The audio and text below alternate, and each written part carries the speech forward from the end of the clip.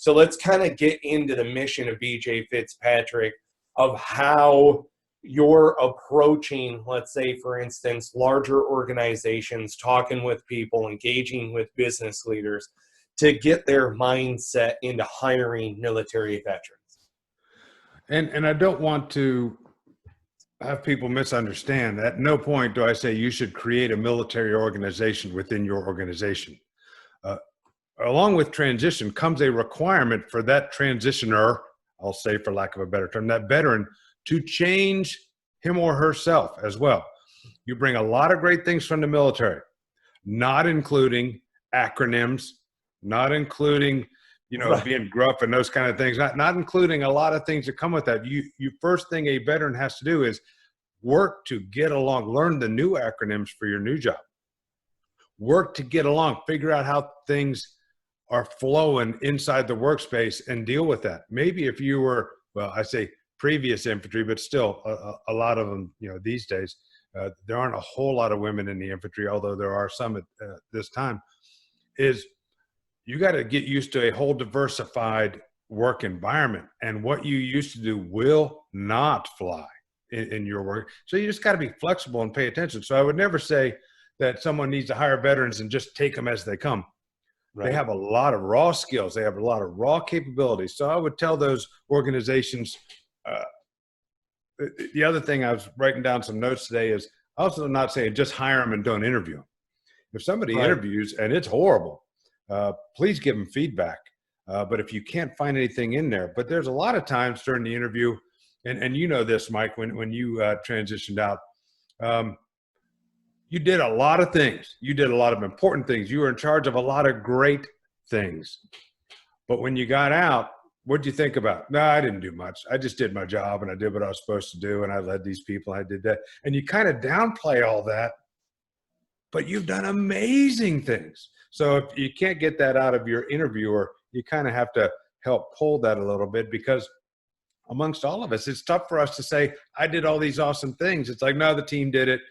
We did it, everything else. And then you find out through stories, some of the things that those veterans did. It's incredible.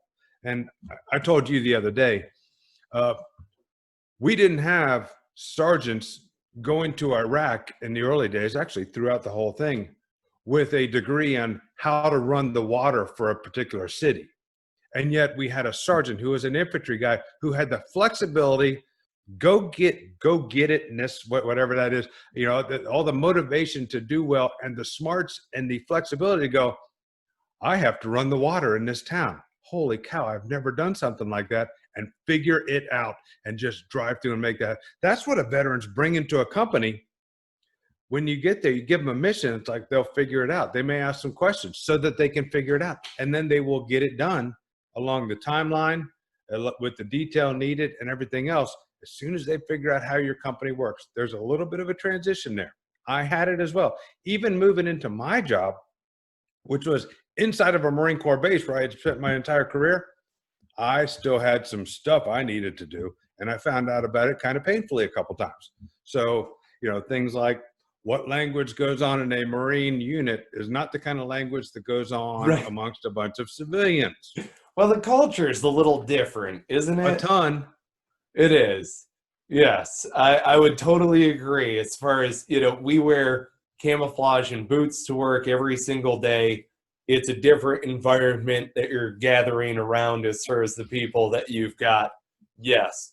And here's what's interesting also that I'm hearing about the idea of the tactical sergeant, the initiative taker, right? Because you're exactly correct.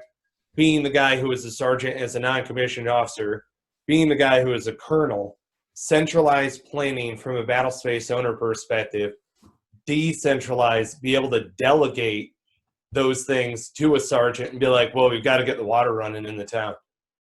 Right. And it goes back to that message to Garcia, the age-old pamphlet that every non-commissioned officer gets, where it's like, this needs to be done. Aye, sir.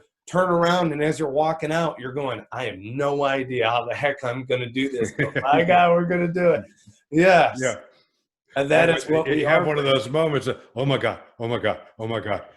And you feel like you need a paper bag to breathe in for a minute. It's like, how am I going to do this?